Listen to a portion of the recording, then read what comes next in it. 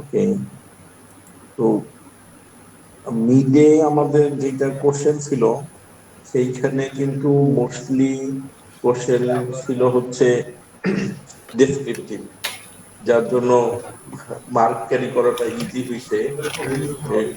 তোমাদের বেশিরভাগেরই ম্যাথমেটিক্স যে কোশ্চেন ছিল এটা কিন্তু খারাপ হয়েছে, ঠিক আছে, মানে প্রবাবিলিটির কোশ্চেনটা বলো বা সেকেন্ড কোশ্চেনটা যেটা ছিল ডেসক্রিপটিভ স্ট্যাটিস্টিক্স, কিন্তু এইখানে ফাইনালের জন্য মোস্টলি হচ্ছে ম্যাথমেটিক্যাল কোশ্চেন। আমি দেখি আজকে ক্লাসের পরে তোমাদেরকে ফাইনালের কন্টেন্টটা মানে সবগুলো টপিকই দিয়ে দেওয়ার চেষ্টা করব।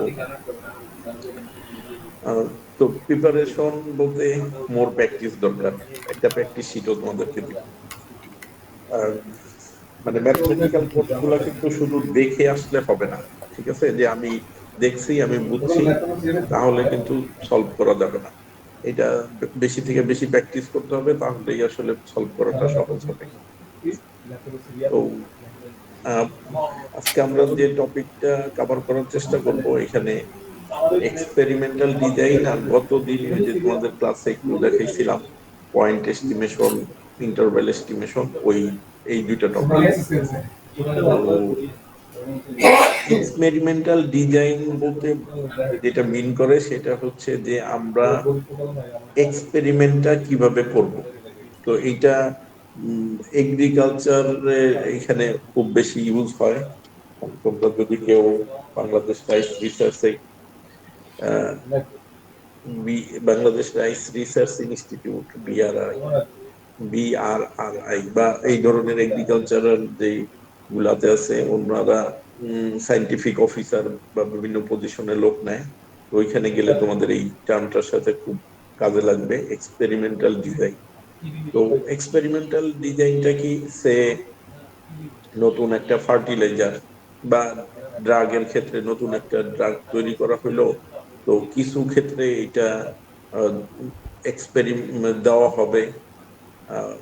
মনে করো যে এই সে ড্রাগ, ঠিক আছে, এরিয়া, আবার এই এরিয়া মানে বা কিছু লোক এইখানে এক গ্রুপ অফ পিপল, এদেরকে নিউ ড্রাগটা দেওয়া হবে আর এদেরকে দেওয়া হবে না, তাদেরকে হয়তো ট্রেডিশনাল বা আগের ড্রাগটাই দেওয়া হবে।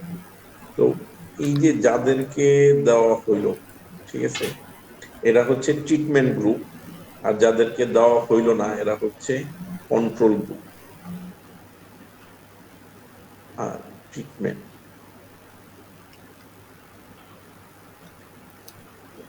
তো এই যে আমরা ডিজাইন করতেছি, ঠিক আছে, বা সারের ক্ষেত্রে মনে করো যে উঁচু জমি আছে নিচু জমি আছে, তো উঁচু জমি থেকে হয়তো দুইটা প্লট, এই প্লটে ট্রিটমেন্ট দেওয়া হলো, এটা কন্ট্রোল করা হলো, আবার এটা হায়ার ল্যান্ড, ঠিক আছে, আবার লোয়ার ল্যান্ডেও এইখানে হয়তো কন্ট্রোল করা হলো, মানে ফার্টিলাইজার দেওয়া হলো, আর এই লোয়ার ল্যান্ডের এইখানে হয়তো ট্রিটমেন্ট মানে ফার্টিলাইজার দেওয়া হইলো না আর ফার্টিলাইজার দেওয়া হলো, ঠিক আছে। তো এই যে ডিজাইনটা এটাই হচ্ছে মানে এক্সপেরিমেন্টাল ডিজাইন, যে আমরা আসলে কিভাবে এক্সপেরিমেন্টটা করব। আর কিছু টার্মের সাথে আমাদের পরিচিত হতে হবে। একটা হচ্ছে ট্রিটমেন্ট গ্রুপ, যারা ওই ইন্টারভেনশন এখানে বলা হচ্ছে। ইন্টারভেনশন মানে হচ্ছে যেই ট্রিটমেন্ট আমরা দিব ওইটা রিসিভ করতেছে। আর কন্ট্রোল গ্রুপ হচ্ছে যাদেরকে আমরা ট্রিটমেন্টটা দিব না, ঠিক আছে। যেমন ধরো যে আমাদের গত পরীক্ষায় যে প্রশ্নটা ছিল যে একটা হচ্ছে সেলফ স্টাডি, মানে নিজে নিজে পড়ছে, আর একটা হচ্ছে টিউশন নিছে, ঠিক আছে।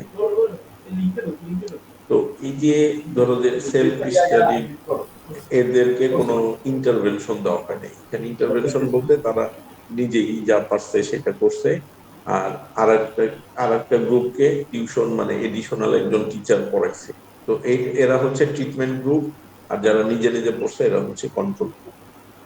আর র্যান্ডম লি অ্যাসাইন করা মানে কি, যে এই যে আমি 4টা প্লট বা এই যে তোমরা যে আসো, তোমাদেরকে ভাগ করে দিলাম র্যান্ডম, মানে কে ভালো পারে কে ভালো পারে না এরকম না, যে আমি তোমরা 39 স্টুডেন্ট আছো আমার সেকশনে, মানে বি সেকশনে, তাহলে এদের মধ্যে থেকে আমি 2টা গ্রুপ করলাম, সে 18 জন আর 19 জন, 20 জন আর 19 জন, ঠিক আছে। তো এই 20 জন আর 19 জন আমি র্যান্ডমলি, র্যান্ডম নাম্বার কিভাবে জেনারেট করে এটা তোমাদেরকে বলছি, বা র্যান্ডম স্যাম্পল কিভাবে নেয় ওইটাও তোমরা জানো। তো ওইভাবে র্যান্ডমলি আমি অ্যাসাইন করলাম, এটা হচ্ছে র্যান্ডম অ্যাসাইনমেন্ট। রেপ্লিকেশন এইটা মানে হিউম্যানের ক্ষেত্রে এটা ডিফিকাল্ট, কিন্তু এই যে ল্যান্ডের ক্ষেত্রে এটা করা যেতে পারে, যে ধরো এই সেম প্লটকে আমরা যেমন এখানে 2টা ভাগে ভাগ করছি, তাইলে রেপ্লিকেশন হচ্ছে এইখানেও 2টা ভাগে ভাগ করা হয়েছে, রেপ্লিকেশন হচ্ছে মানে 2বার রিপিট করা হচ্ছে। Having multiple subject or unit, এখানে যে 2টা আছে, in each group to estimate variability and generalize result. তো আমরা র্যান্ডমাইজটা কেন করি, র্যান্ডমাইজেশনটা কেন দরকার? তো র্যান্ডমাইজেশনটা একটা হচ্ছে যে বায়াস, সিলেকশন বায়াসটা ইলিমিনেট করার জন্য, বাদ দেওয়ার জন্য। আমি যদি ধরো যারা মানে ক্লাসে খুব অ্যাটেন্টিভ থাকে তাদেরকেই সেলফ স্টাডিতে দিই, আর যারা ক্লাসে খুব বেশি অ্যাটেন্টিভ থাকে না বা নিয়মিত ক্লাস করে না তাদেরকে টিউশনে দিই, তাহলে এখানে একটা বায়াসনেস কাজ করতেছে। আর আমি র্যান্ডমলি নিলাম যে কিছু আছে যারা অ্যাটেন্টিভ থাকে, কিছু আছে যারা অ্যাটেন্টিভ থাকে না, আবার কিছু আছে যারা রেগুলার অ্যাটেন্ড করে, কিছু আছে যারা রেগুলার অ্যাটেন্ড করে না, সব ধরনেরই এইখানে সেলফ স্টাডিতে দিলাম। আবার সব সব ধরনের এই অনলাইন মেথড অথবা টিউশন মেথডে দিলাম। তো এই তাহলে কি হবে, যে এই মেথডের ভিতরে কোনো বায়াসনেস আছে কিনা এটা থাকবে না, ঠিক না? আর আমি যদি আমার চুজ মতো, ওই যে তোমরা অনেকেই এর ক্ষেত্রে মানে মিড টার্মের ক্ষেত্রে লিখছো কনভেনিয়েন্স মেথডটা ইউজ করা, তো কনভেনিয়েন্স মেথড চুজ করলে এই বায়াসনেসটা বেশি থাকবে, ঠিক আছে। তো এই র্যান্ডমলি আমরা অ্যাসাইন করি হচ্ছে বায়াসনেসটা দূর করার জন্য। আর কনফাউন্ডিং ইফেক্ট, কনফাউন্ডিং কনফাউন্ডিং মানে কি, কারো কি জানা আছে? আরিফুল কি কিছু বলতে চাচ্ছ?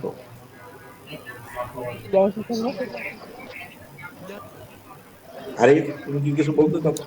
আচ্ছা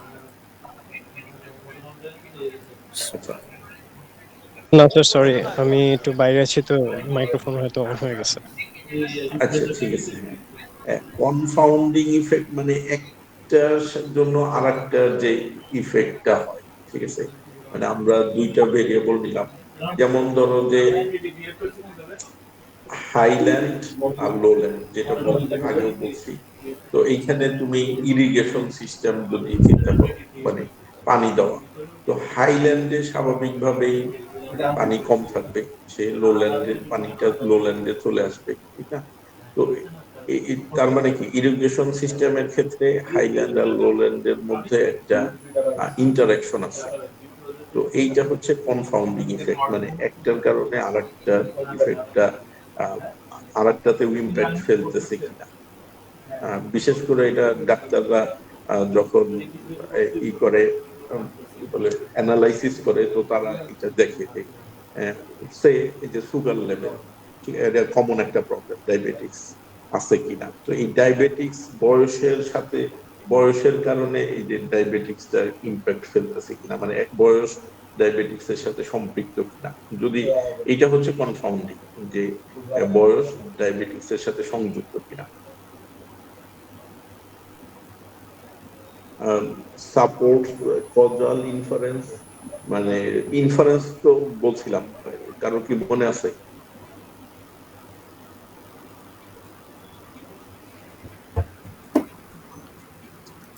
ইনফারেন্স মানে হচ্ছে প্রিডিক্ট করা কি হইতে পারে বা কি হইছে, ঠিক আছে।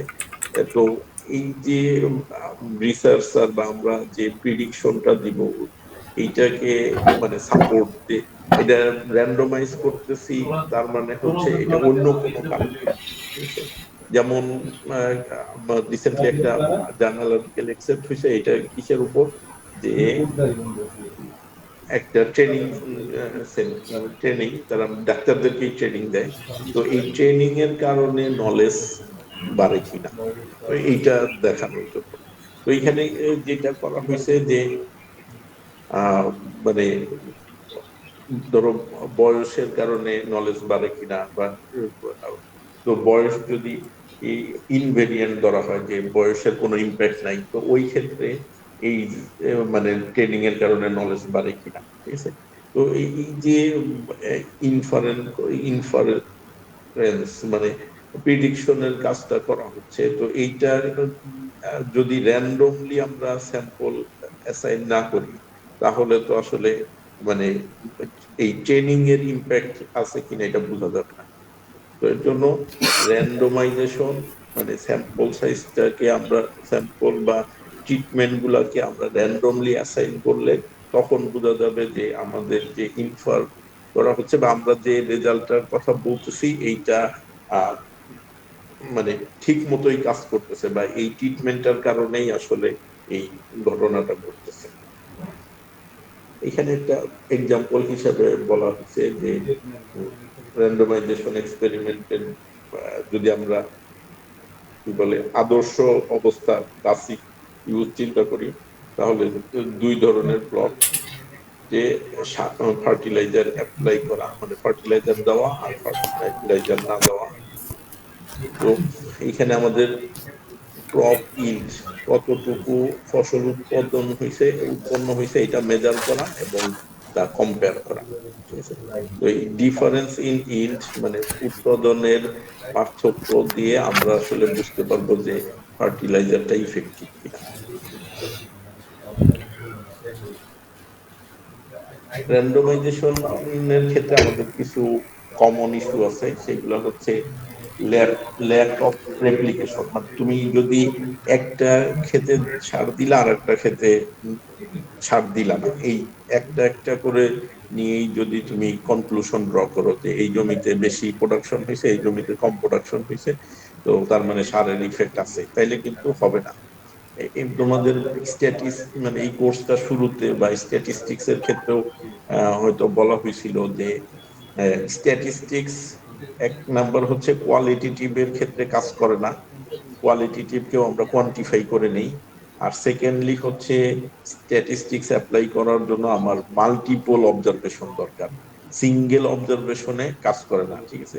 মানে ধরো যে আমি একটা কুইজ নিয়ে যদি বলি যে তুমি তো এই কোর্সটাই খুব ভালো, তাইলে এখানে আসলে এটা হবে না, ঠিক আছে? আমি যখন তিন চারটা কুইজ নিব অথবা তিন চারটা পরীক্ষার পরে যদি বলি যে হ্যাঁ সে এই পরীক্ষায় ভালো, তাহলে আসলে এই ভালোটা মিনিংফুল হয়। তো স্ট্যাটিস্টিক্স এর ক্ষেত্রে ওই কথাটা প্রযোজ্য যে সিঙ্গেল ট্রায়ালে এটা আসলে বোঝা যায় না অবস্থাটা। এর জন্য আহ, যখনই আমরা র্যান্ডমাইজ এক্সপেরিমেন্ট করব তখন রেপ্লিকেশনের সংখ্যাটা আমাদেরকে দেখতে হবে। যদি একটা গ্রুপে মানে একটা গ্রুপে একটাই ইউনিট থাকে, মানে একজনকেই আমি ড্রাগ দিয়া বললাম যে হ্যাঁ ড্রাগটা খুব ভালো কাজ করতেছে, অথবা ড্রাগটা কাজ করতেছে না, তো এটা আসলে হবে না। কনফাউন্ডিং ভেরিয়েবল মানে যখন দুইটা ভেরিয়েবলের মধ্যে মিক্সড ইফেক্ট দেখতে হবে, তখন without good randomisation or blocking other factors May influence outcome, ঠিক আছে? যদি আমরা র্যান্ডমলি প্লট না করি, তাহলে একটার কারণে যেটা বলতে একটু আগেও বলছি যে মনে করো যে উঁচু জমিতে তুমি ইরিগেশন দিছো আর নিচু জমিতে ইরিগেশন দাও নাই, ঠিক আছে? তাহলে স্বাভাবিকভাবে উঁচু জমিতে ইরিগেশন মানে পানি দিলেও এটা তো আসলে নিচে চলে আসবে, আর এইখানে পানি না দিলেও সে আসলে পানি পাবে। তো তুমি যদি বলো যে পানি দেওয়া আর না দেওয়া একই কথা, তাইলে আসলে হবে না। তো তোমাকে কি করতে হবে, যে কিছু উঁচু জমিতে পানি দিতে হবে, কিছু নিচু জমিতেও পানি দিতে হবে, ঠিক আছে? এইভাবে আসলে র্যান্ডমাইজেশনটা করে নিতে হবে। আর ইমপ্রপার ইনফারেন্স, এটা তো আসলে সব ক্ষেত্রেই, যে যদি মানে উপযুক্ত কাজটা না করা হয় তাহলে সেটা তো একটা ইস্যু হয়ে দাঁড়ায় সব ক্ষেত্রেই। তো এইটা using statistical test without meeting assumption, মানে যেমন তোমরা অনেকেই কি করছো যে আম, পরীক্ষায় ছিল মিডের 2টা মার্ক, মানে সেলফ স্টাডির 2জন স্টুডেন্টের মার্ক। তো এই 2জনের মার্ক মনে করো 81, 83। তো এইটাকে কোয়ার্টাইলি ভাগ করার কি কোনো মানে কোয়ার্টার বের করার কি কোনো মিনিং হবে? কারণ এখানে তো অবজারভেশনই 2টা, তো এইটাকে আমি 4 ভাগে ভাগ করব কিভাবে? তো এরকম কিছু ইস্যু থাকে যে স্ট্যাটিস্টিক্যাল টেস্ট বা ধরো যে এই 2টা ডাটা দিয়ে আসলে নর্মাল ডিস্ট্রিবিউশন হয়েছে কি না হয় না এটা বোঝা যাবে না। তো কেউ কেউ তোমরা লিখছো যে যেটা নর্মালি ডিস্ট্রিবিউটেড, তো এইটা আসলে মানে অ্যাজাম্পশন আসলে মিট করতেছে না, কিন্তু তোমরা এই ধরে নিচ্ছ যে অ্যাজাম্পশনটা মিট করছে। তো এই অ্যাজাম্পশন মিট না করলেও ওই টেস্টটা পারফর্ম করা, এটা তো এক ধরনের এরর হবে।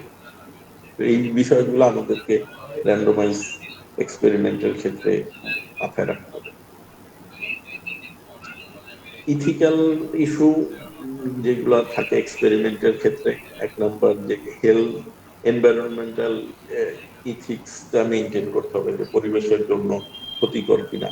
তারপরে socio economic impact, socio economic এটা আসলে ধরো যে তোমরা রিসার্চের ক্ষেত্রে অনেক সময় পাবা, এটা সোসাইটি থেকে আসছে সোসিও, আর ইকোনমিক্স থেকে আসছে ইকোনমিক। সোসিও ইকোনমিক ফ্যাক্টর অনেক সময় থাকে, demo socio demographic factor.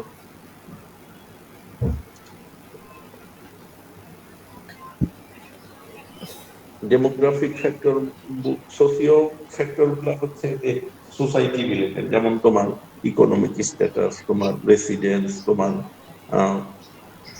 Religion, এগুলো হচ্ছে সোসিও ভেরিয়েবল। আর ডেমোগ্রাফিক ভেরিয়েবল হচ্ছে আহ, তোমার এইজ, তোমার জেন্ডার, হাইট, ওয়েট, এগুলো হচ্ছে ডেমোগ্রাফিক ভেরিয়েবল। আর ইকোনমিক ভেরিয়েবল তো মানে অর্থ বিত্ত সম্পর্কিত, যে তোমার ইনকাম কত, এক্সপেন্ডিচার কত, অথবা তোমার ইকোনমিক স্ট্যাটাস কি, এগুলো হচ্ছে ইকোনমিক ফ্যাক্টর। তো ইথিক্যাল কনসিডারেশনের ক্ষেত্রে আমাদের দেখতে হবে যে এনভায়রনমেন্টাল ইথিক্স মেনটেন করতে হবে, মানে পরিবেশের জন্য ক্ষতিকর কিনা আমাদের এক্সপেরিমেন্টটা, সোসিও ইকোনমিক ইম্প্যাক্ট আছে কিনা, মানে ধরো যে আহ, আমাদের এক্সপেরিমেন্টের কারণে যদি সমাজের ভালো হয় তাহলে তো ভালো, কিন্তু যদি ধরো যে তুমি যে এক্সপেরিমেন্ট করতেছো এইটার কারণে আহ মানুষের আর্থিক ক্ষতি হইলো, ঠিক আছে, বা কালচারাল ইন্টারাপশন হইলো, তাহলে ওই ধরনের এক্সপেরিমেন্টে দেওয়া যাবে না। ইনফর্মাল কনসার্ন, মানে যে কোনো রিসার্চের ক্ষেত্রে আমাদের আহ, অনুমতি নিতে হবে, ঠিক আছে। আমরা যে সার্ভে করি, তো বেসিক্যালি দেখবা যে গুগল ফর্মেও যদি করা হয় তাহলে উপরে একটা লেখা থাকে যে আমরা এই সার্ভেটা করতেছি শুধুমাত্র রিসার্চ পারপাজে, এবং এটা কারোর সাথে ডিসক্লোজ করা হবে না। তো অনেক ক্ষেত্রেই দেখা হয় যে লিখে দেওয়া হয় যে যদি আপনি এগ্রি করেন তাহলে প্রসিড করেন। তো ওইখানে কেউ কোনো কোনো ক্ষেত্রে নাম লিখে দিতে হয়, যে আমি মানে অনলাইনে হলেও নাম লিখে দিতে হয়, নামটাই আসলে সিগনেচার হিসেবে কনসিডার করা হয়। তো এটা সব ক্ষেত্রেই কনসেন্ট নিতে হয়। আর যদি ধরো যে মেডিকেল রিলেটেড হয়, হিউম্যান স্টাডি হয়, তাহলে তো অবশ্যই এটা তার কনসার্ন নিতে হবে। সোসাইটিতে লং টার্ম ইফেক্ট আছে কিনা এইটাও আমাদের ইথিক্যাল কনসিডারেশনের মধ্যে আনতে হবে। তো integration of ethical consideration and experimental design, যে আমরা আসলে এই দুইটাকে, যে ইথিক্যালি আমাদের কোনো, আরেকটা হলে আমরা যে কোনো রিসার্চ মানে রিসার্চের ক্ষেত্রেই একটা ইথিক্যাল অ্যাপ্রুভাল নিতে হয়, ঠিক আছে, বিশেষ করে যদি হিউম্যান স্টাডি হয়। তো হিউম্যান স্টাডি বলতে ধরো যে তুমি ব্লাড স্যাম্পল নিবা বা এরকম হলে তো অবশ্যই ইথিক্যাল অ্যাপ্রুভাল হইতে হবে। এমনকি ধরো যে অনেক সময় উম, যেমন আমাদের ফার্মাসিউটিক্যাল ফার্মাসি ডিপার্টমেন্টে তোমার এক্সপেরিমেন্টে তারা র্যাট বা মাইস ইউজ করে, বা যে কোনো এনিমেল যদি ইউজ করে, ওই ক্ষেত্রে ইথিক্যাল অ্যাপ্রুভাল অবশ্যই লাগে।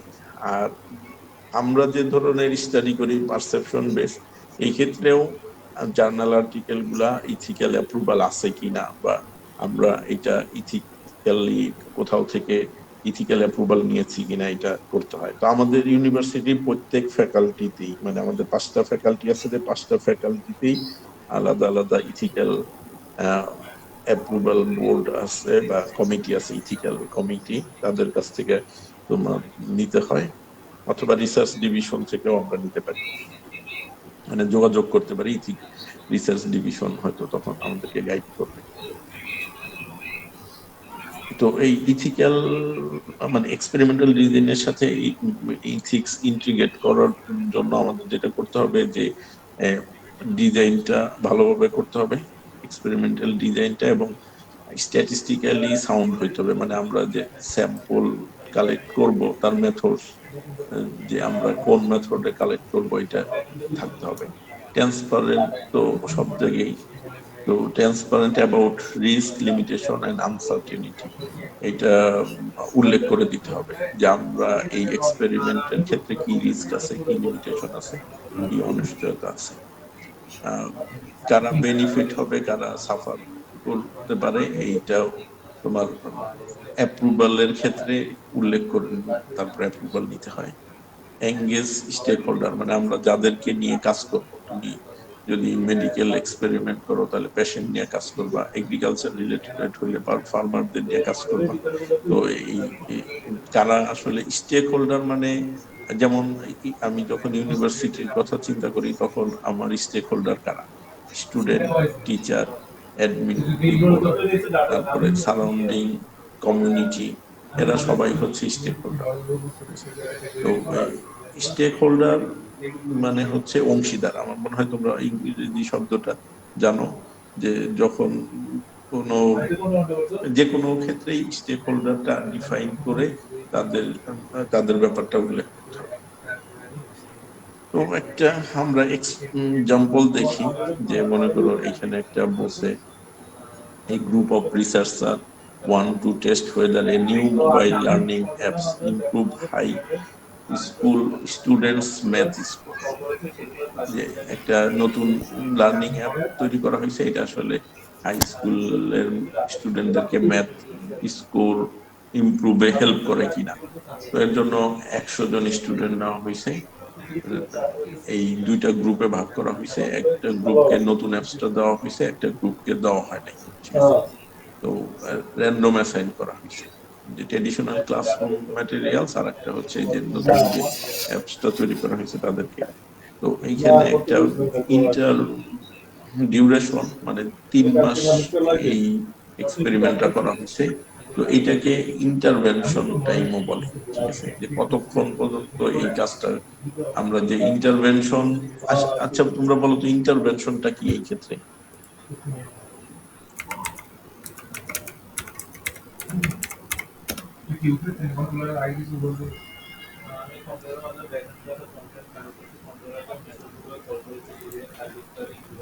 ইন্টারভেনশনটা হচ্ছে যে, বলো কি? স্যার ইন্টারভেনশন তো আর কি লাইক অনেকগুলো ফিল্ডের ভেরিটি টাইপ এইসব জিনিস বোঝায়।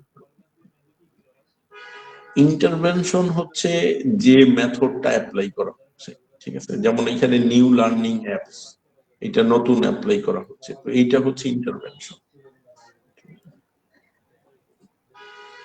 মনে করো যে আমি কি বলে আগের ক্লাস অনলাইনে নিছি এটা লিখে লিখে, আর এখন এটা একটা ডকুমেন্ট রেডি করে ডকুমেন্ট দিয়ে ক্লাস নিচ্ছি। তো আমি যদি দেখতে চাই যে আমি লিখে লিখে পড়াইলে বেশি ইফেক্টিভ হয়, নাকি এই যে স্লাইড তৈরি করে পড়াইলে বেশি ইফেক্টিভ হয়, তাহলে এইখানে ইন্টারভেনশন হচ্ছে যে আমি একটা স্লাইড তৈরি করছি, বা স্লাইড তৈরি করা, এটা হচ্ছে ইন্টারভেনশন। আর ইন্টারভেনশন ডিউরেশন মানে হচ্ছে কতক্ষণ পর্যন্ত, ঠিক আছে। আর পেশেন্টের ক্ষেত্রে সে নিউ ড্রাগ তৈরি অ্যাপ্লাই করা হচ্ছে, নতুন ওষুধ, তো এই নিউ ড্রাগ এটা হচ্ছে ইন্টারভেনশন, ঠিক আছে। এখন এই ওষুধটা দিয়ে কয় মাস ফলো আপ করা হয়েছে? সে 6 মাস, মানে ওষুধটা দেওয়া হয়েছে তার 6 মাস পরে ডেটা কালেক্ট করা হয়েছে। তাহলে এটা হলো বেস লাইন, এটা হচ্ছে ফলো আপ। তো এটা হচ্ছে 6 মাসের ইন্টারভেনশন। তো এইখানে আমাদের অ্যাভারেজ স্কোরও পাওয়া গেছে, যে যাদেরকে নিউ অ্যাপস দেওয়া হয় নাই তারা অ্যাভারেজে 70 পাইছে, যাদেরকে অ্যাপস দেওয়া হয়েছে তারা 78 পাইছে। স্ট্যান্ডার্ড ডেভিয়েশন 10 আর 12। এখন এইটা বলছে যে স্ট্যাটিস্টিক্যালি সিগনিফিকেন্ট কিনা। তো এটা আসলে কি ধরনের টেস্ট হবে? আমরা তো টেস্ট অফ হাইপোথিসিস করছি।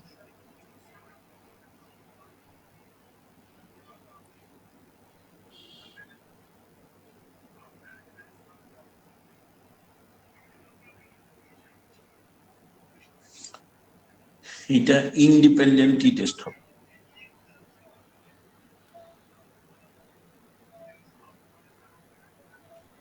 আমরা যদি একই, মানে 50 জন স্টুডেন্ট, এদেরকেই মনে করো যে প্রথমে ট্রেডিশনালি পড়াইছি, কোনো অ্যাপস দেই নেই, তখনকার স্কোর কত, আর অ্যাপস দেওয়ার পরে স্কোর কত, এইটা যদি কম্পেয়ার করতে চাই তাহলে পেয়ার টি টেস্ট।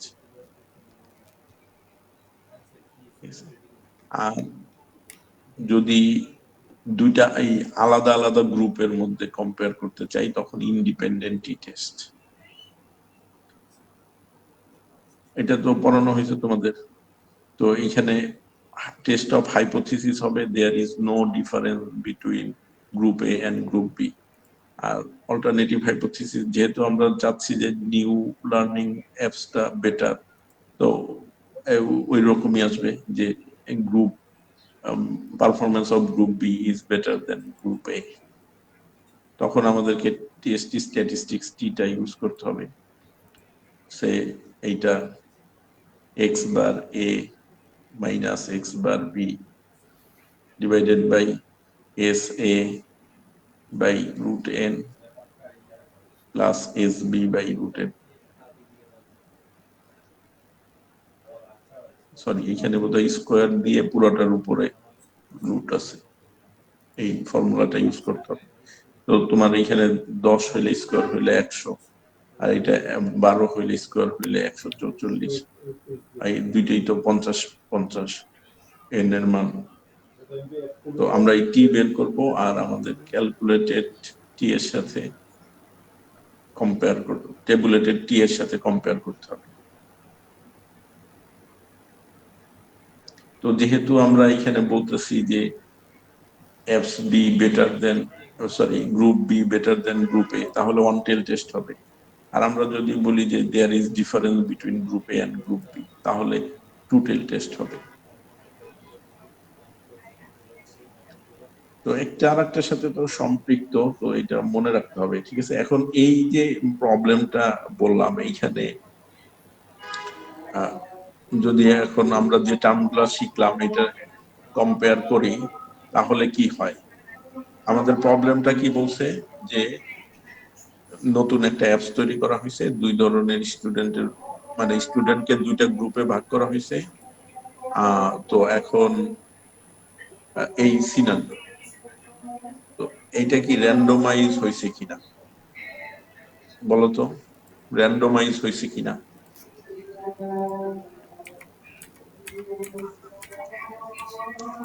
এখানে তো বলাই আছে র্যান্ডম অ্যাসাইনমেন্ট, ঠিক আছে, আমরা র্যান্ডমলি অ্যাসাইন করছি, তাইলে তো এটা র্যান্ডমাইজ হয়েছে।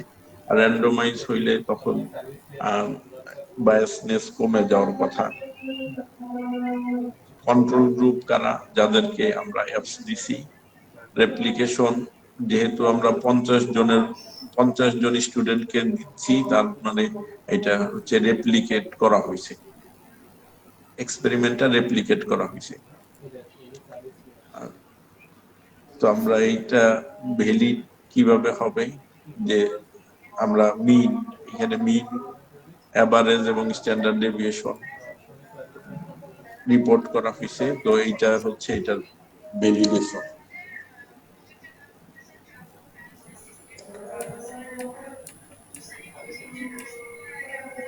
আরেকটা হচ্ছে এইখানে কিন্তু এই যে মানে আমরা যেটা টেস্ট শিখছি, তো এই টেস্টের রেজাল্টটা এখানে বলে দিচ্ছে যে researcher report the improvement is statistically significant at 5% level, মানে দুইটার মধ্যে সিগনিফিক্যান্ট ডিফারেন্স আছে।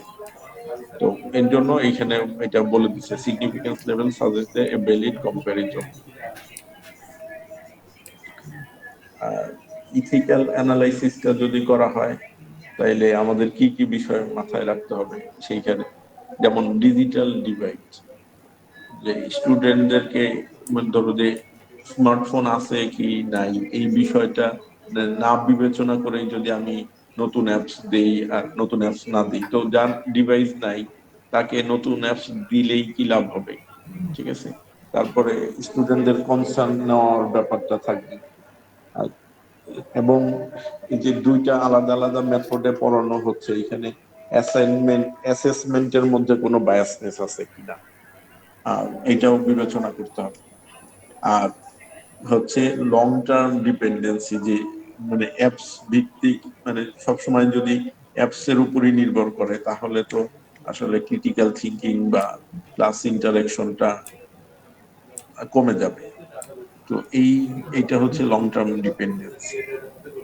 তো এইভাবে যে কোনো প্রবলেমের ক্ষেত্রে তোমাদেরকে অ্যানালাইজ করতে হবে, মানে চিন্তা করতে হবে যে এখানে কি কি বিষয়গুলা আহ, বিবেচনা করা দরকার।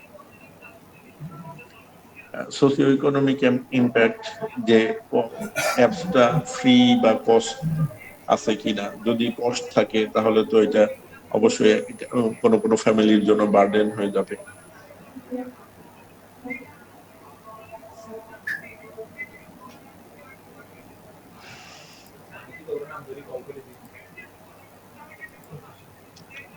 আচ্ছা, এখন তোমরা বলো যে এই যে এক্সপেরিমেন্টাল ডিজাইন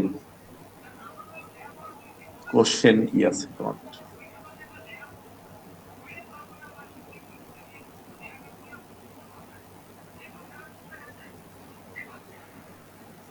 কোনো কোশ্চেন আছে কি? স্যার নাই স্যার। আচ্ছা, বোঝা গেছে কি? জি স্যার। স্যার আমাদের স্যার এক্সামে কিন্তু স্যার মিললে তো স্যার ম্যাথ টাইপ কোশ্চেন আসবে, তো আমাদেরকে এখানে লাস্টে কি মানে রেজাল্টে আমাদের কি এক্সপ্লানেশন এরকম আসতে পারে যে এটা কি র্যান্ডমাইজ হয়েছে কি হয় নাই? হ্যাঁ, এইটা মানে তোমাদের বিবেচনায় কি বলে যে র্যান্ডমাইজ হয়েছে কিনা? যেমন ধরো যে এ, আচ্ছা তোমাদের কোশ্চেন ছিল না, এটা আরেকটা ইয়েতে মানে স্ট্যাটিস্টিক্স এর একটা কোশ্চেন ছিল। প্রশ্নে বলাই আছে যে র্যান্ডমলি স্টুডেন্টদেরকে মানে স্যাম্পল কালেক্ট করা হয়েছে, তাহলে র্যান্ডমলি বললে তো এটা র্যান্ডম স্যাম্পলিং টেকনিকই অ্যাপ্লাই করা হয়েছে, ঠিক না? তো ওরা এই জিনিসটা ধরতে পারেনি। তো এখন এইখানে যদি বলাই থাকে যে এটা মনে করো যে এই যে যেমন এইখানে আমরা যে প্রবলেমটা দেখলাম, বলাই আছে র্যান্ডম অ্যাসাইনমেন্ট, মানে র্যান্ডমলি অ্যাসাইন করা হয়েছে, র্যান্ডমাইজেশন কনসিডার করা হয়েছে। এখন এই এরকম যদি বলা থাকে যে আহ মানে কনভেনিয়েন্স ওয়েতে এটা অ্যাসাইন করা হয়েছে, তাহলে তো বুঝাই যাবে যে এটা আসলে র্যান্ডমাইজেশনটা কমপ্লায়েন্স করা হয়নি।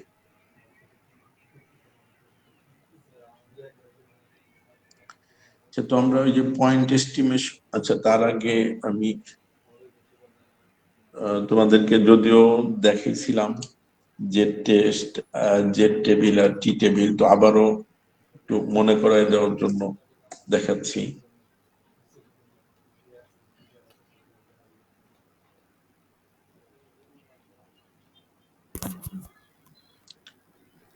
আচ্ছা, সে আমরা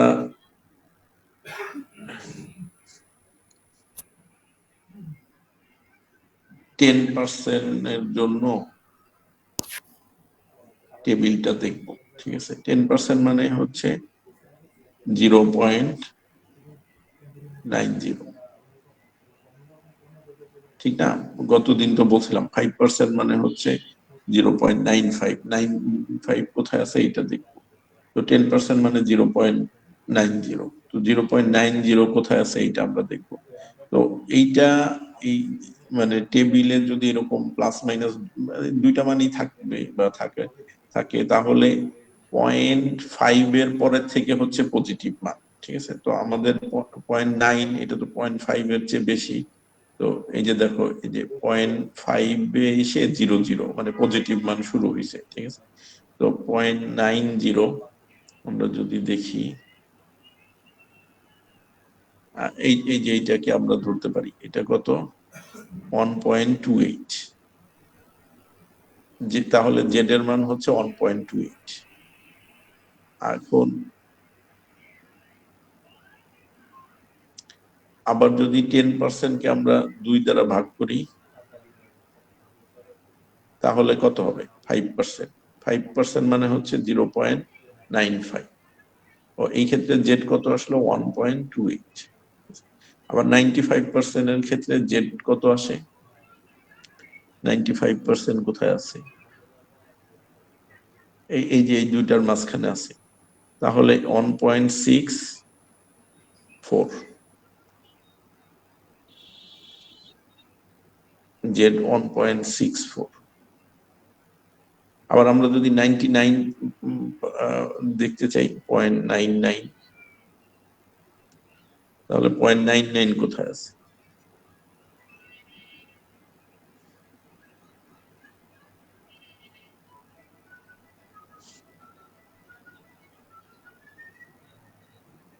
এইটাই ধরা যেতে পারে 0.99। তাহলে 2.300123, 2.33।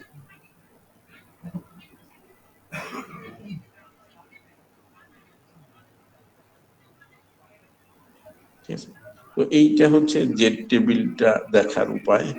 আর টি টেবিলের ক্ষেত্রে আমাদের ডিগ্রিজ অফ ফ্রিডমটা লাগবে, ঠিক আছে।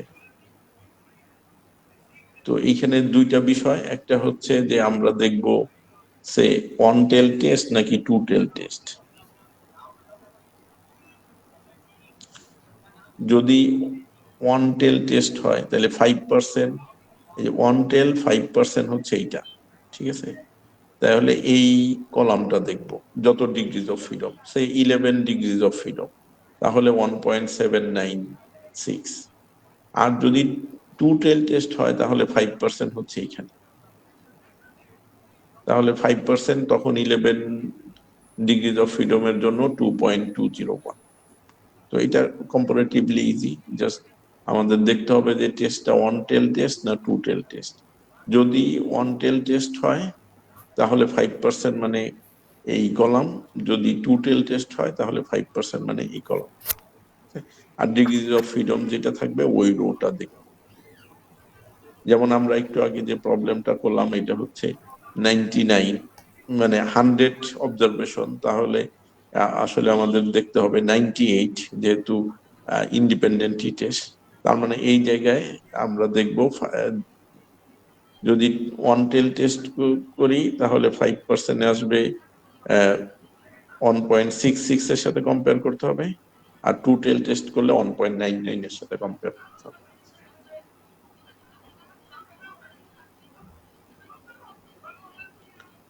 আচ্ছা, এখন আমরা পয়েন্ট এস্টিমেশন কাকে বলে মনে আছে কি? যতদিন যে ক্লাসটা শুরু করেছিলাম,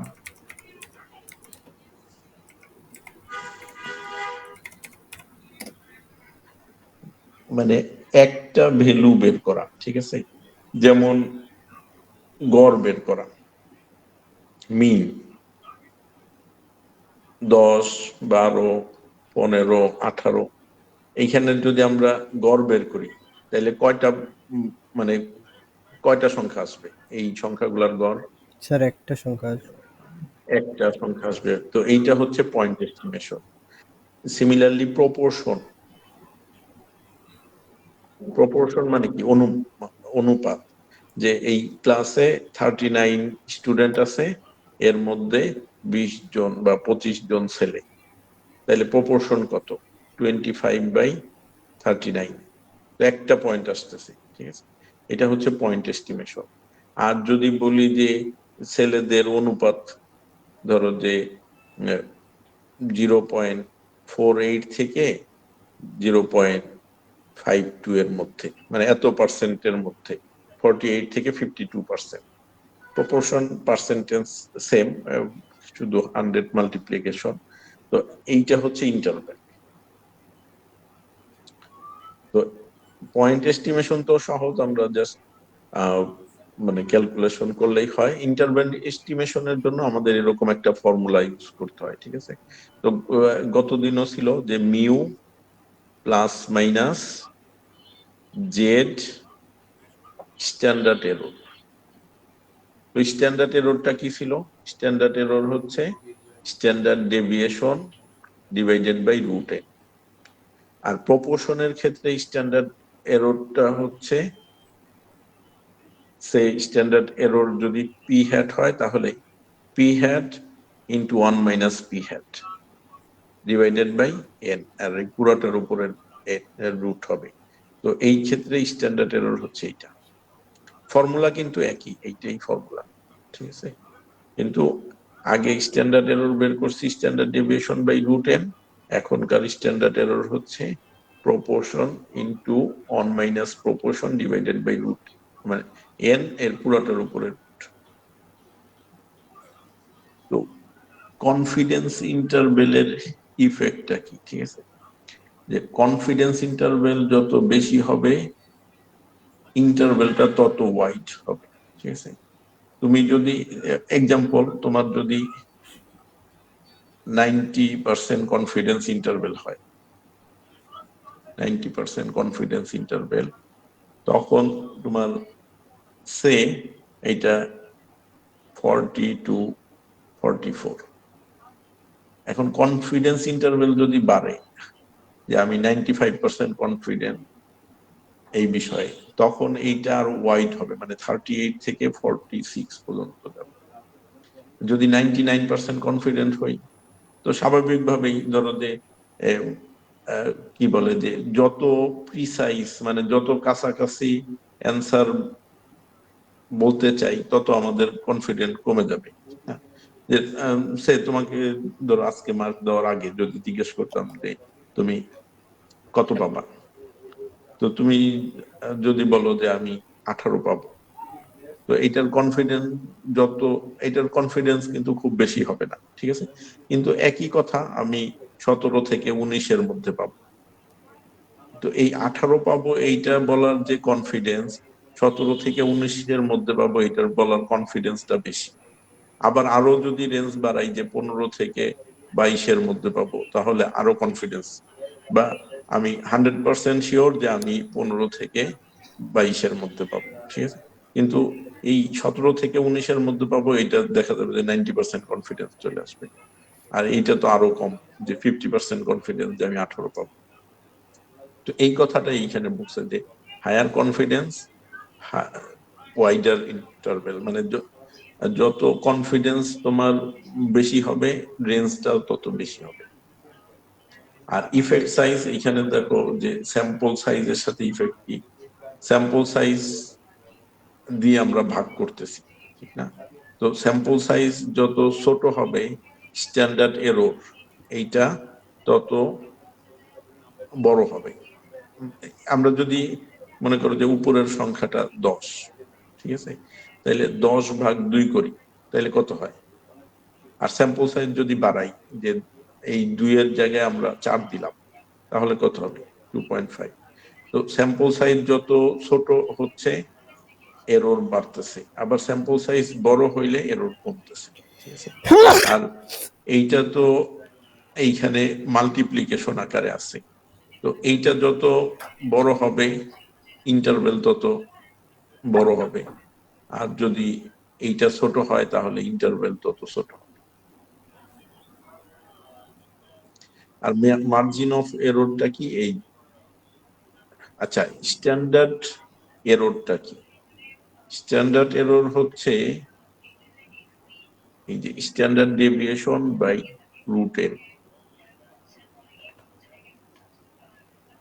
তো এইটা আসলে পপুলেশনের স্ট্যান্ডার্ড ডেভিয়েশনের এস্টিমেশন, ঠিক আছে?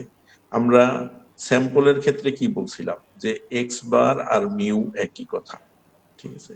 সরি এখানে বার হবে না, কিন্তু এটা হলো আনবায়াস এস্টিমেটর। কিন্তু স্ট্যান্ডার্ড ডেভিয়েশনের স্যাম্পল আর পপুলেশনের কিন্তু সেম না, ঠিক আছে। তো স্যাম্পলের স্ট্যান্ডার্ড ডেভিয়েশন যা হয় তাকে আমরা রুট এন দিয়ে ভাগ করে এস্টিমেট করি আর কি। আর মার্জিন অফ এরর যে আমরা কতটুকু ভুল কনসিডার করে নিচ্ছি। আমি যে বলতেছি যে ধরো যে এই রেঞ্জের মধ্যে থাকবে, তো এইখানে আমার আসলে ভুল হওয়ার চান্স কতটুকু, এইটা হচ্ছে মার্জিন অফ এরর। তো মার্জিন অফ এররটা হচ্ছে জেড, মানে জেড থেকে জেড, ধরো 95% কনফিডেন্স ইন্টারভেল যদি আমি বলি, ঠিক আছে, তাহলে জেড এর একটা মান পাবো। জেড এর মান কত? 95 এর ক্ষেত্রে 1.96, ঠিক আছে। তো 1.96 ইন্টু স্ট্যান্ডার্ড এরর, এই যে আমরা স্ট্যান্ডার্ড এরর যে পাবো, এইটা যে এই দুইটার মাল্টিপ্লিকেশনটা হচ্ছে মার্জিন অফ এরর। আর কনফিডেন্স ইন্টারভেল এইটার সাথে মার্জিন অফ এররের সাথে যদি আমরা এই যে এইটা গুণ প্লাস মাইনাস করি, তাহলে এটা এই রেঞ্জটাই হচ্ছে কনফিডেন্স ইন্টারভেল।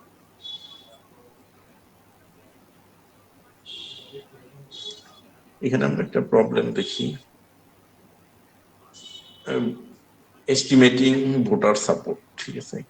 তো a political analyst wants to estimate the proportion of voter who support a new education reform policy.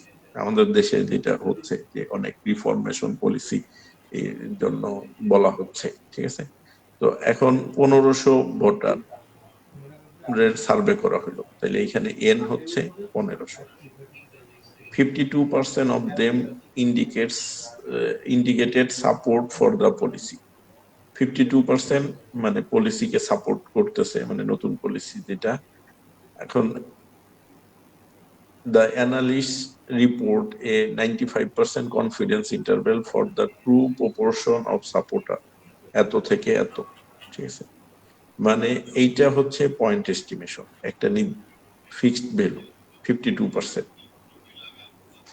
যেহেতু এখানে পার্সেন্ট আছে, তো এটা আসলে প্রপোর্শন হবে পি হ্যাট ইকুয়াল টু 52 বা 0.52, একই কথা, 52% অথবা 0.52। আর 95% কনফিডেন্স ইন্টারভেল হচ্ছে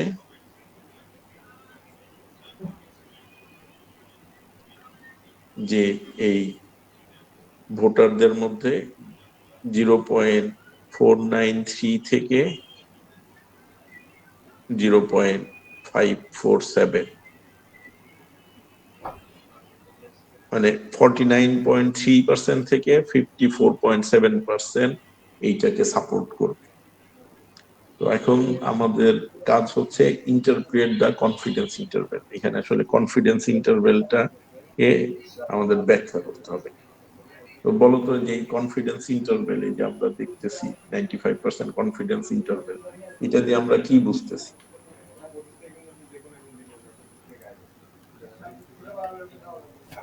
আমাদের কি মনে হচ্ছে?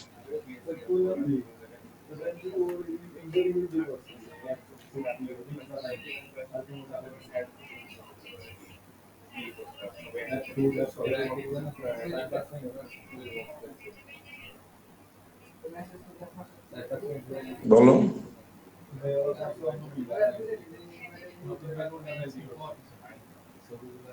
স্যার লাইক 1500 ভোটার থেকে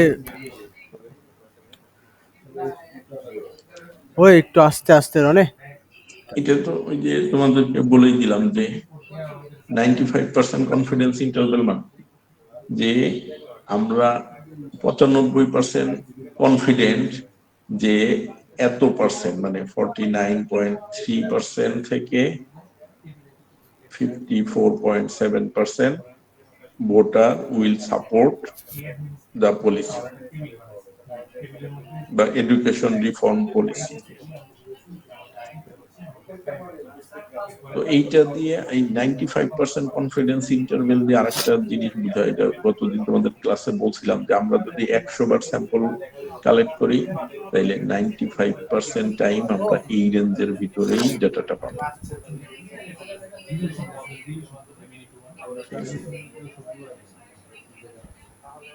তো তো যদি নাই এই যে কনফিডেন্স ইন্টারভ্যাল ইন্টারপ্রেট করতে বলা হয়, তাহলে বলতে হবে যে আমাদের 95% কনফিডেন্ট যে এই proportion of voter will be between this person to this person who support the policy, ঠিক আছে, যারা এই পলিসিটাকে সাপোর্ট করবে।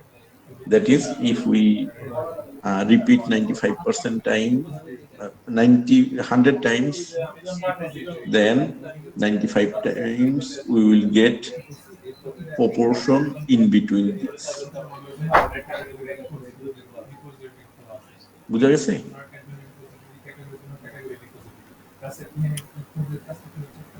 জি স্যার। আচ্ছা, এর পরের প্রশ্নটা কি বলছে? Calculate confidence interval at 90% and 99%। তো কনফিডেন্স ইন্টারভ্যালটা কি হবে? আমরা সে 90% কনফিডেন্স ইন্টারভ্যাল। তো কনফিডেন্স ইন্টারভ্যালের ফর্মুলা হচ্ছে পি হ্যাট মানে proportion plus minus Z Z into standard error. Standard error কি? P hat 1 minus P hat divided by N, এটার উপরে রুট। তো এখন এই মানগুলো আমাদেরকে বসাইতে হবে, ঠিক আছে? এইখানে পি হ্যাট কত? 0.5 প্লাস মাইনাস জেড 90%। তো জেড 90% আমরা যদি সরি আমরা এখানে দেখব হচ্ছে টু টেলের ক্ষেত্রে। তো টু টেলের ক্ষেত্রে 90% মানে হচ্ছে 5%, 90%, তার মানে কি রেস্ট আছে 10%, ঠিক আছে? তো টু টেলের ক্ষেত্রে এই 10% কি হবে? 5%। তো আমরা যদি 5% কে বাদ দেই তাহলে আসলে আমাদের 0.95 দেখতে হবে। তো 0.95 এর মান কত? 1.64, আগেই বলছিলাম, ঠিক আছে? তো এই 1.645 যেটার মান হচ্ছে 1.645 ইন্টু পি হ্যাট 0.52, 1 মাইনাস 0.52 মানে 0.48 ডিভাইডেড বাই এন কত? 50, এই পুরাটার উপরে। তো এইটা আমাদের ক্যালকুলেট করতে হবে। দেখো তো এটা ক্যালকুলেট করলে কত হয়?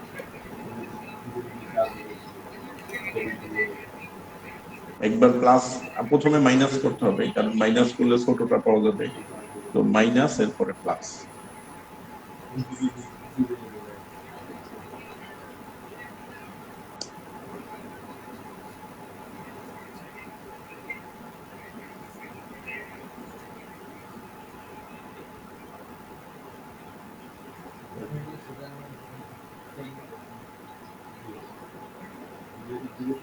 ক্যালকুলেট করলে কত হয়? আচ্ছা, এটা তোমরা ক্যালকুলেট করতে পারবা, আই হোপ। তো এখন 99% কনফিডেন্স ইন্টারভ্যাল, এটা আমি কিছু বলবো না। এইটার তোমরা শুধু আমাকে বলো যে জেড ভ্যালুটা কিভাবে বের করবো, এটার জেডটা কিভাবে করবো। আমি উপরেরটা তোমাদেরকে দেখাচ্ছি। এই যে আমরা এইটা করছিলাম 90-র ক্ষেত্রে, 90% এর ক্ষেত্রে। তো 99% এর ক্ষেত্রে আসলে আমরা কত দেব?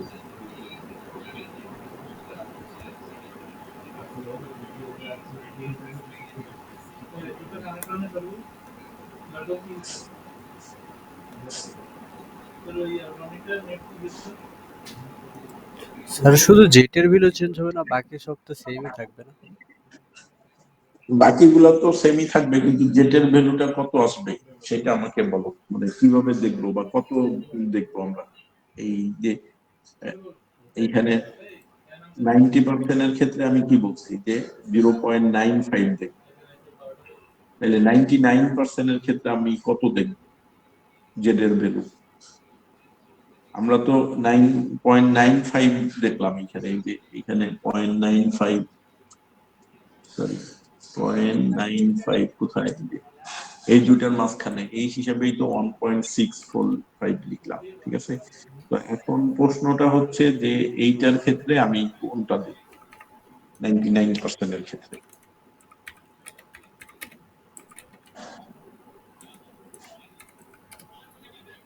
যে বলতে পারবা তার জন্য কুইজের 2 মার্ক বোনাস। সময় 1 মিনিট। এখন 26 বাজে, 27-এর মধ্যে বলতে হবে।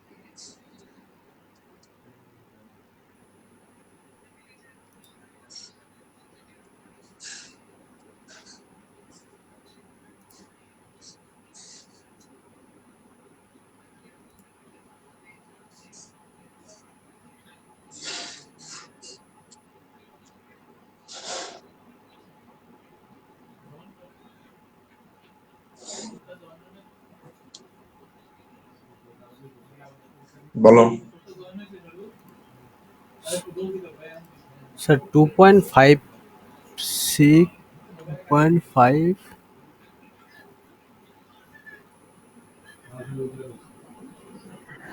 উফ, তোদের কি করবো বলো, এইখানে কি দেখাইলাম যে 90% এর জন্য আমরা 10% নিছি, 10% কে 2 দ্বারা ভাগ করছি 5%।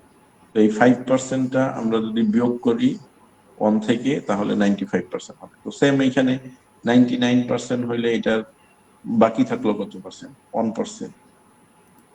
1% এর 2 দ্বারা ভাগ করলে কত হয়? 0.5%।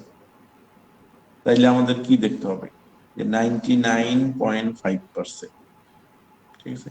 তো 99.5 মানে 0.995, এইটা যে টেবিলের কোথায় আছে এটা দেখতে হবে। তো আমরা যদি যে টেবিলের কোথায় 995 আছে এটা দেখি, তো 994 এই স্যার দুইটার মাঝখানে, তার মানে জি স্যার আমি ঠিকই বলছিলাম 2.5 2.5। তারপরে কি?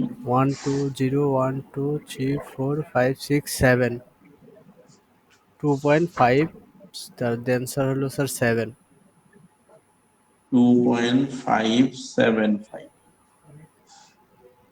ঠিক আছে। জি স্যার। তো এইটা হচ্ছে আমাদের জেড এর মান। তো এইখানে শুধু জেড এর মানটা চেঞ্জ হবে, তাইলে আমরা 99% কনফিডেন্স ইন্টারভ্যাল কত পাবো, মানে একটা মান পাবো আর কি। স্যার আগেরটার প্লাসের ভ্যালু ছিল 0.54 আর মাইনাসের ছিল 0.49 90 এটার ক্ষেত্রে এটা কত বলছো?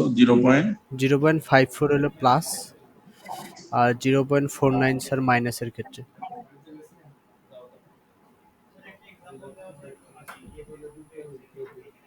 0 মাইনাসের ক্ষেত্রে 0.49 আর প্লাসের ক্ষেত্রে 0.54। 54, মানে এই রেঞ্জের মধ্যে থাকবে, ঠিক আছে। তো এইখানেও আমরা একটা রেঞ্জ পাবো, এই রেঞ্জটা আরেকটু বড় হবে, মনে করো 0.48 হইতে পারে, এত থেকে 0. মানে 0.56 এরকম, মানে এরকম একটা রেঞ্জ হইতে পারে, ঠিক আছে। এটা ক্যালকুলেট করলেই পাবো। এখানে তো শুধু জেড এর মানটা চেঞ্জ, আর বাকি তো একই, ঠিক আছে। আচ্ছা, এরপরের প্রশ্নটা কি বলছে যে analyse effect of sample size on 99% confidence interval.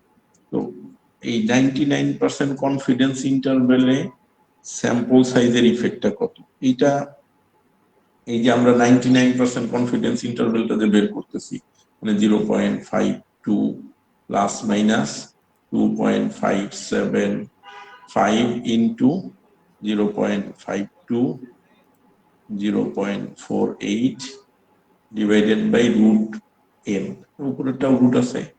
তো এইখানে এই অংশটা ক্যালকুলেট করে এন এর বিভিন্ন মানের জন্য দেখবা, একটা আছে এন 1500, এটার জন্য তো আমরা এই যে এইখানে যেটা পাবো সেটাই, ঠিক আছে।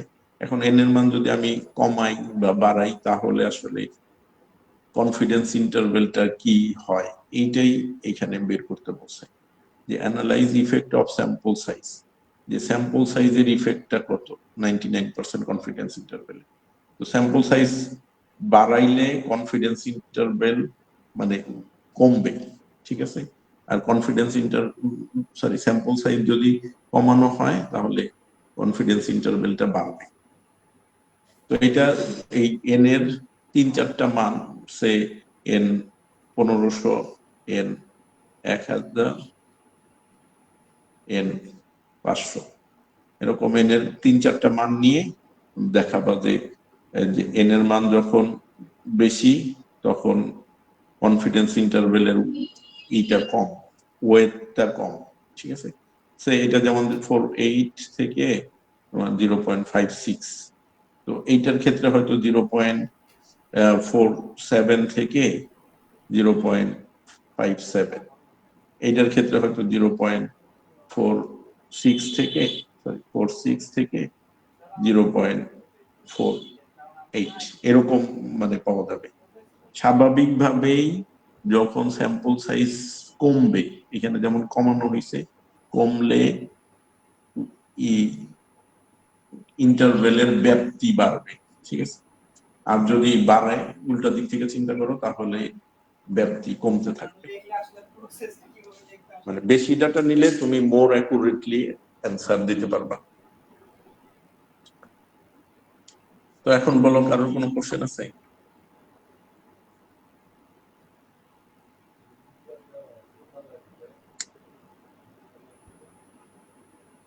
ওকে, আমি রেকর্ডিং তো তোমাদের কেউ একজন করছো, রকিবি করছো বোধহয়, তো এটা শেয়ার করে দিবা। আর আমি এটাও শেয়ার করে দিচ্ছি। এরপরেও তোমাদের যদি কোনো কোশ্চেন থাকে, কোশ্চেন তো যে কোনো সময় জিজ্ঞেস করতে পারবা। স্যার আমাদের স্যার ল্যাব রিপোর্ট কি কালকে হার্ড কপি নিয়ে আসতে হবে? হ্যাঁ, হার্ড কপি তো দেওয়ার কথা। ওকে স্যার, তাহলে স্যার বিএলসি তো কোনো সাবমিশন নেই আমাদের? না। Okay sir. ওকে, তো ঠিক আছে। তো রেকর্ডিংটা তুমি গ্রুপে দিয়ে দিও, ওকে আর স্যার। আমি এটাও গ্রুপে দিয়ে দিচ্ছি। তো তোমাদের কারোর কোনো যে কোনো বিষয়ে কোশ্চেন থাকলে জিজ্ঞেস করতে পারো। আর একটা, তোমরা দেখছো বোধহয় যে আমরা পোস্টার প্রেজেন্টেশনের কম্পিটিশন করতেছি। তো তোমাদের মধ্যে থেকে যারা যারা ইন্টারেস্টেড পার্টিসিপেট করতে পারো। আর এটা 6 তারিখ কম্পিটিশনটা হবে। ওকে, অল দ্য বেস্ট। আমি লিভ নিলাম। Okay sir. আসসালামু আলাইকুম স্যার।